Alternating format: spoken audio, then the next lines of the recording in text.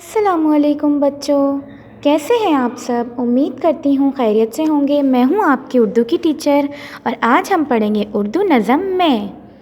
मेरे साथ पढ़िए।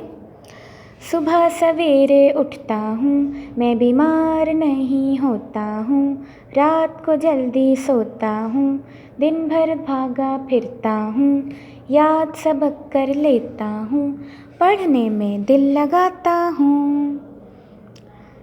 अब हम दूसरी नज़म की जानिब चलते हैं। हमारी दूसरी नज़म है ग़िज़ा। मेरे साथ स्टार्ट करें सब लोग।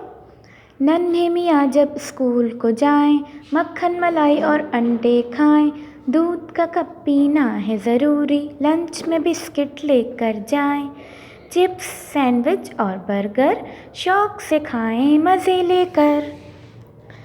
अब अपनी तीसरी नज़म की जानिब चलते हैं। हमारी तीसरी नज़म है जानवर। पढ़िए मेरे साथ। सुबह सवेरे उठता हूँ, कुकड़ू कुकड़ू करता हूँ, छत पे मैं चढ़ जाता हूँ, पर अपने फैलाता हूँ, शौक़ से दाना खाता हूँ, सहन में करके सुबह की सैर, दड़बे में सो जाता हूँ। उम्मीद करती हूँ ये तीनों नज़में आपको बहुत पसंद आई होंगी। अगली वीडियो में अगली नज़मों के साथ हाज़िर होंगी। तब तक के लिए अल्लाह हाफ़िज़।